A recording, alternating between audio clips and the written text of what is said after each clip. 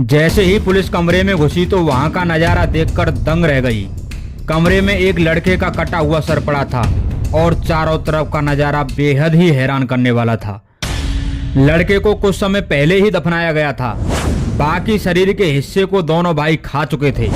कौन था वह लड़का? कौन थे वह आदमखोर जो इंसान को खा गए थे? अब तक कितने लोगों के साथ वह ऐसा कर चुके थे? फिलहाल वह दरिंदे कहाँ हैं? दिल दहला देने वाली इस पूरी कहानी को जानने के लिए इस वीडियो के अंत तक बने रहिएगा।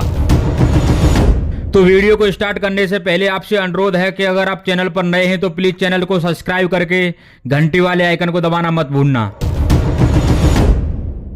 आज की यह सच्ची घटना पाकिस्तान से है। पाकिस्तान की राजधानी इस्लामाबाद से लगभग 200 किलोमीटर दूर एक शहर है दरिया खान। साल था 2011। एक 24 साल की लड़की की मौत हो जाती है। लड़की के घरवाले उसे कब्रिस्तान में दफनाकर चले जाते हैं। अगले दिन घरवाले कब्रिस्तान पर फिर आते हैं तो उन्हें एक अजीब सा एहसास हुआ। उन्हें लगा कि जैसे कि कब्र के साथ किसी ने छेड़खानी की है। उन्होंने यह बात और लोगों को बताई तो तय हुआ कि एक बार कब्र को खोदकर चेक करते हैं। जैसे ही कब्र को खोदा गया तो अंदर के नज़ारे को देखकर सब सन्न रह गए। अंदर उस लड़की की लाश थी ही नहीं। किसी की समझ में ही नहीं आ रहा था कि लाश गई तो गई कहाँ। कल ही तो सब लोगों ने मिलकर उसे दफनाया था। और घर वालों ने पुलिस में कंप्लेंट की कि उनकी बेटी की लाश को कब्र से गायब कर दिया गया है। पता नहीं है किसने किया है, पर जिसने भी ऐसा किया है उसके खिलाफ कड़ी से कड़ी कार्रवाई की जाए। देखते ही देखते यह मामला पूरे पाकिस्तान में फैल गया।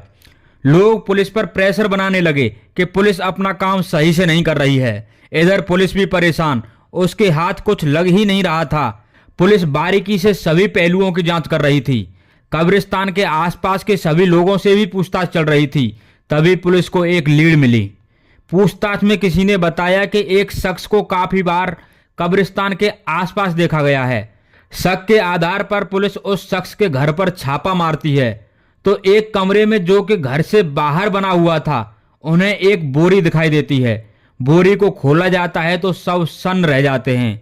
उस बोरी में उस लड़की की लाश थी जिसका कि एक पैर कटा हुआ था। कमरे में एक बड़ा सा बर्तन रखा हुआ था जिसमें के कुछ मांस पका हुआ रखा था। पास में ही चाकू, कुल्हाड़ी, लकड़ी का पट्टा भी रखा हुआ था जिन पर के खून के दाग लगे हुए थे। पुलिस बॉडी, चाकू, कुल्हाड़ी, लकड़ी के पट्टे, पके हुए मांस को फॉरेंसिक जांच के लिए भेज देती है। अब 2 लोगों को गिरफ्तार कर लिया जाता है। दरअसल वो दोनों भाई भाई थे, मोहम्मद आरिफ अली और मोहम्मद फरमान अली। आरिफ छोटा था और फरमान बड़ा। दोनों की उम्र लगभग 30-35 साल के आसपास थी। दोनों भाई साथ में ही अपने माँ बाप और बहन के साथ रहा करते थे।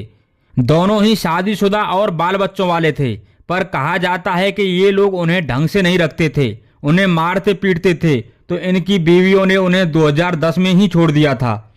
जब दोनों से कड़ी तरह से पूछताछ की जाती है तो उन्होंने बताया कि हम दोनों ही इस बॉडी को कब्रिस्तान से निकाल कर लाए थे। बड़े भाई फरमान ने मांस को पकाया था और हम दोनों ने मिलकर खाया था।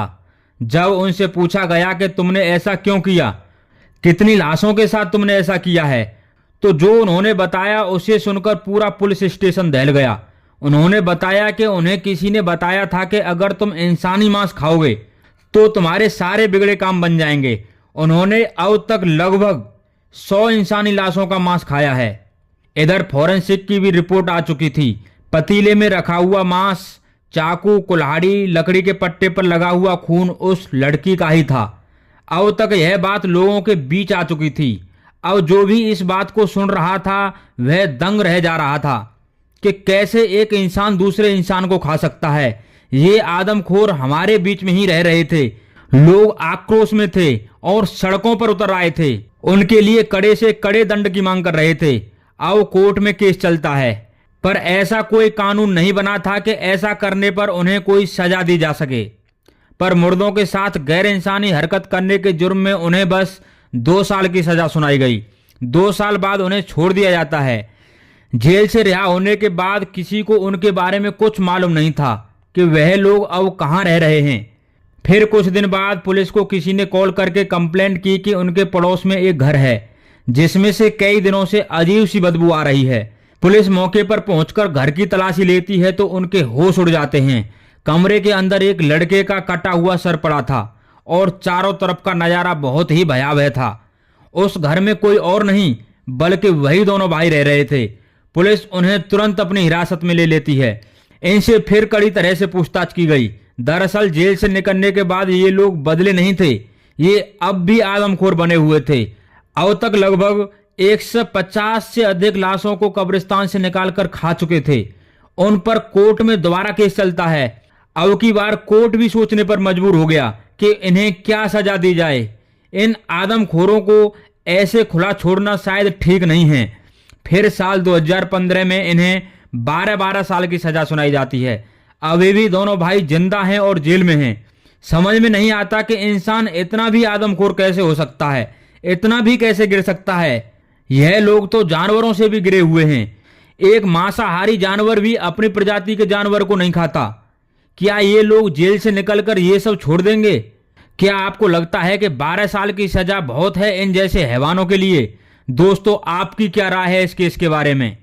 इस वीडियो में बस इतना ही। इस वीडियो के माध्यम से हमारा उद्देश्य किसी की भावनाओं को ठेस पहुंचाना नहीं है, बल्कि आपको सचेत और जागरूक करना है। तो आपसे फिर मिलते हैं नेक्स्ट वीडियो में। तब तक के लिए नमस्कार, जय हिंद, जय भारत दोस्तों।